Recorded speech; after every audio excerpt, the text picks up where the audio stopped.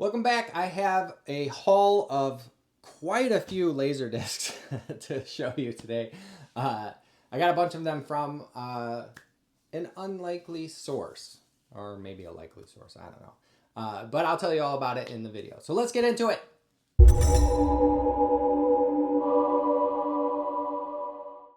What's up, physical media fans? I have another haul video for you today. Flo and I will be showing you a bunch of laser discs that we got. I mentioned in the intro the unlikely source or an unusual source. My father-in-law texted me from a thrift store and said, they have Laserdisc. Do you want me to get any of them for you? And I said, sure, you know, if they have horror and sci-fi especially, that's what I'm interested in. That's not what they ended up being. You'll see what they are. But he asked, you know, how much are you willing to pay for them? They have them priced at $5 each.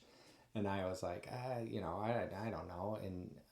And he said, I'll talk to them. And then he texted me a minute later and said he bought all of them for $50. So I think there's 38. I don't know. I forget. But there's a lot, and he got them for $50, which that's a great deal. So I was glad that he picked them up for me. It was very nice of him. It's not horror and sci-fi, but these are genre films, and they're mostly action from the 80s and 90s. So let's get into it, starting with Under Siege 2, Dark Territory. So Steven Seagal had a heyday, and he was cranking these things out where he's doing his little wrist-breaking Aikido moves and whatnot, you know, before he was an obese Putin D-rider. And they were fun films. They were a lot of fun action thrillers for the most part. Vengeance, justice, vigilantism, all those, you know, those conservative wet dreams. But they're still fun for everybody. I mean, me being the super lefty I am, I still love them when I was that age. Here is Under Siege 1. So these are actually in reverse alphabetical order. I forgot I had Under Siege 1. But this film was described on the back in quotes from the Los Angeles Times as Die Hard on a Battleship. So again, Steven Seagal doing Steven Seagal stuff. I think I'm pretty sure I'm remembering this correctly. He's just a cook is what he says in the movie, but he is a badass and he kicks everybody's ass. A little bit of a fun fact for that is in this film he has a throwing knife or throwing knives that I actually have. My high school girlfriend, I mentioned that I thought throwing knives look cool or fun or whatever, and she bought me these throwing knives. I'm gonna go grab them. Be right back.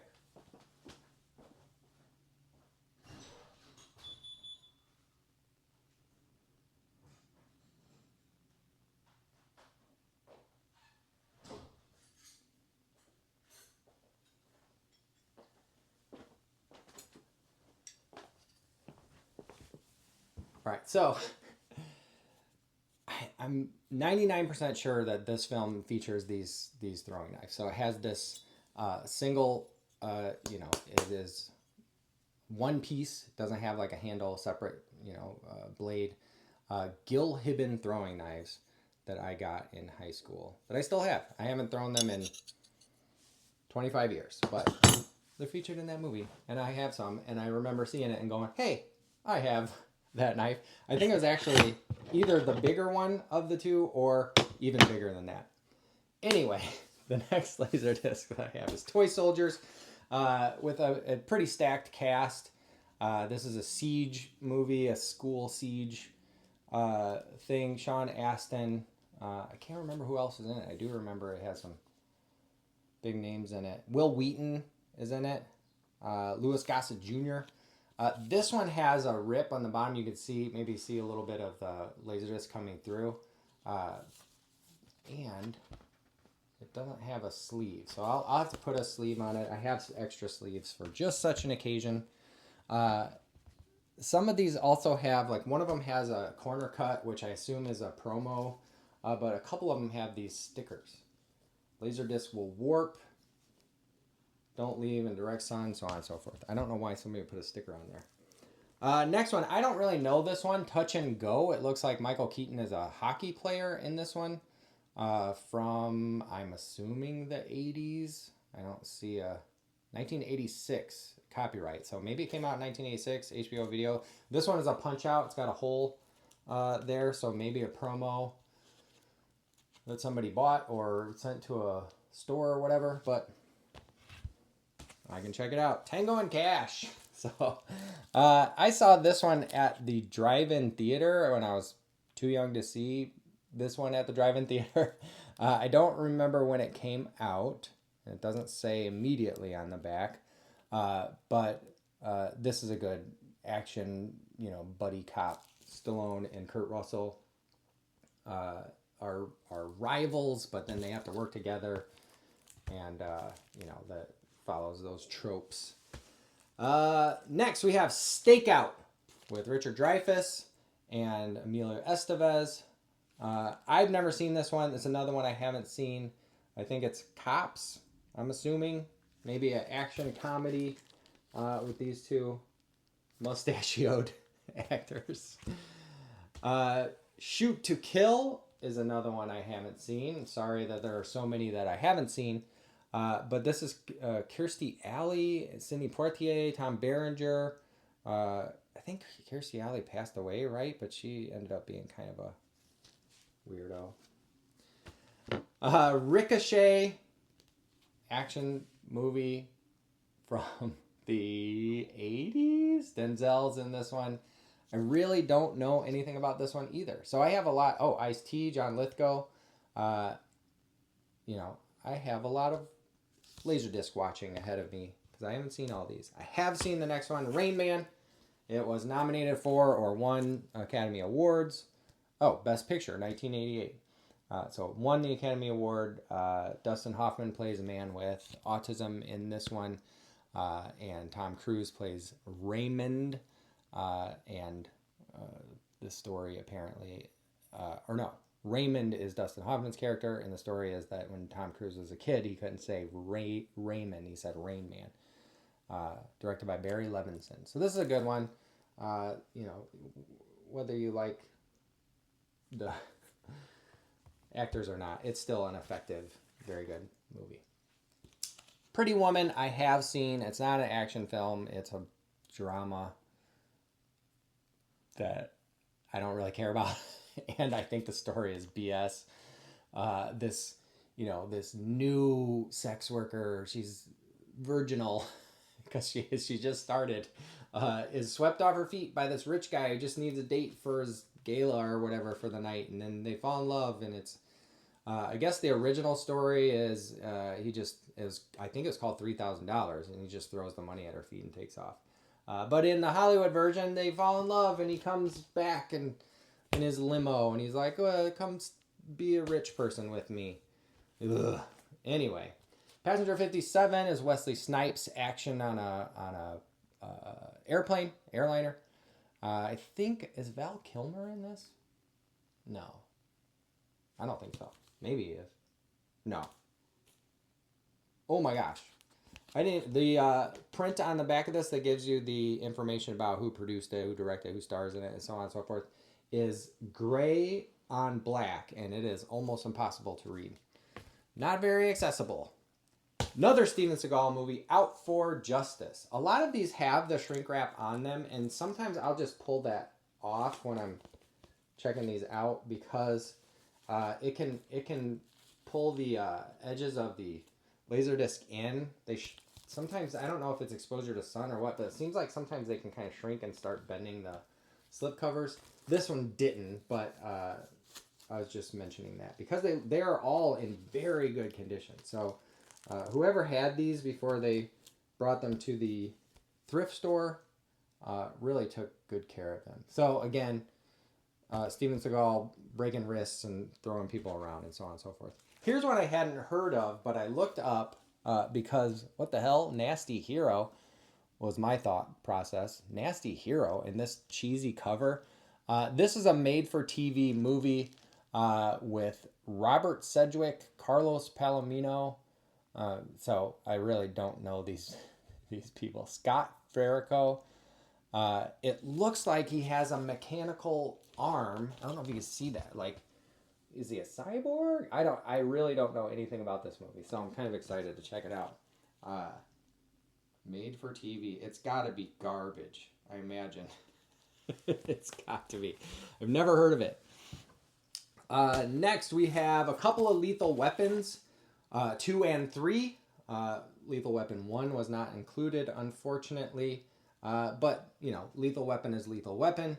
At the time, you know, I thought, oh, these are awesome. These are a lot of fun and funny and, you know, an action comedy, buddy cop movie. I don't know if they hold up, if they are, you know, still the same, especially knowing Mel Gibson is a piece of garbage. Next, The Last Boy Scout.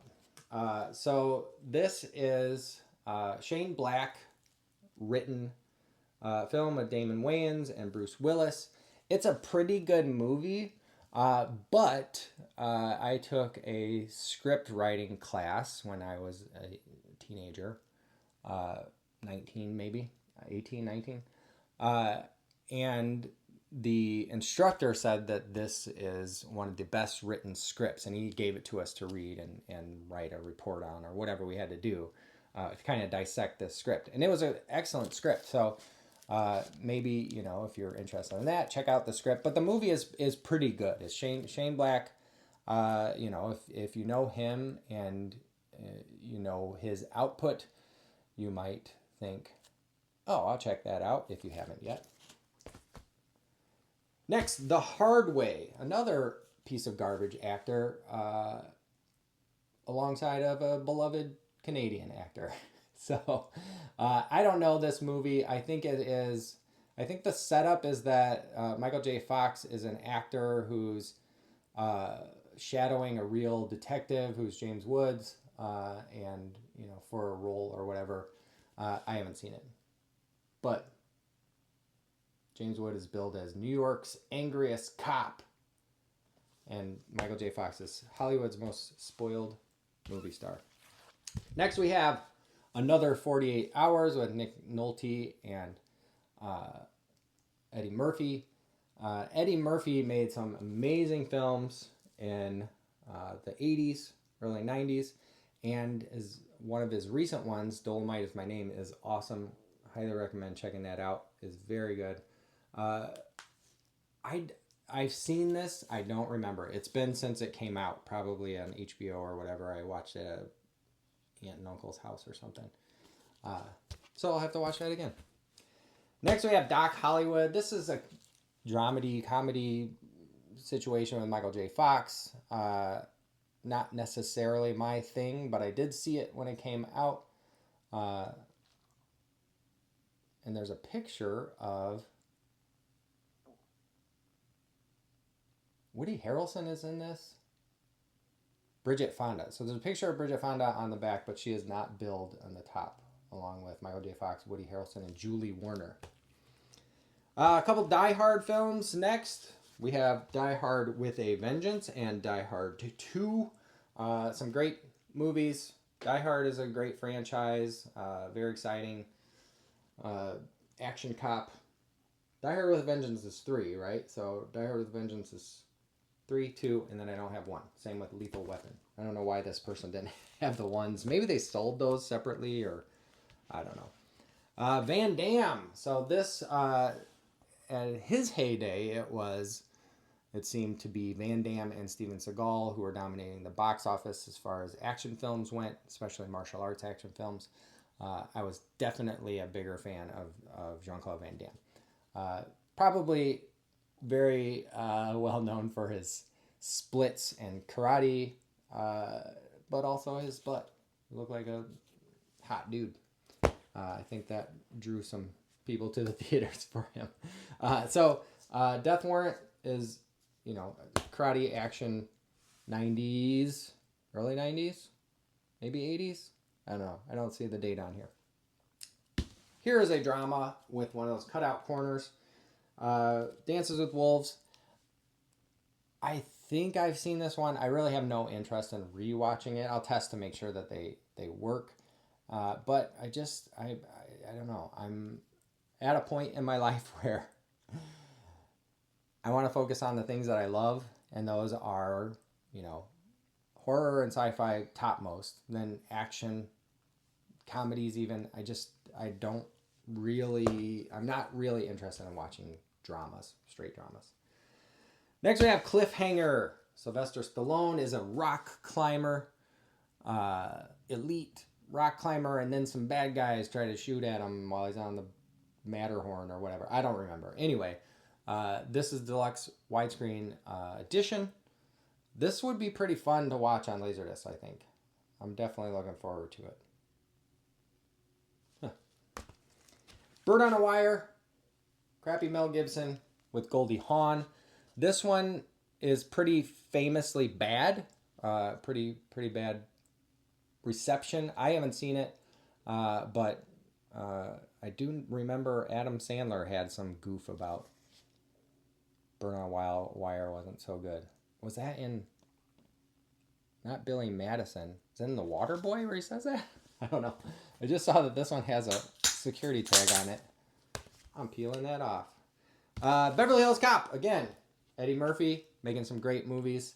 Judd Nelson's in this one. I can't remember the woman who's in it, but this is a really fun one. And they just came out with a sequel, reboot, I don't know, Axel F. Beverly Hills Cop, because he plays Axel Foley.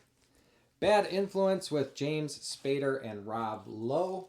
I don't know this one. This seems like a less than zero type of drama thriller directed by Curtis Hanson. I don't know that guy either. Next we have Backdraft. So this has a stacked cast. There are so many big names, heavy hitters in here. And it's a really good Ron Howard film. Ron Howard directed this, right? Yes. Ron Howard did direct this. It's excellent. It is a kind of, you know, a mix of action, whodunit, procedural, with just top-notch actors in it. Lastly, we have another Steven Seagal film, Above the Law. This is, again, some wrist-breaking Aikido, flipping some dudes, Steven Seagal action that was released at the height of his heyday. So it's definitely a fun one, a good one.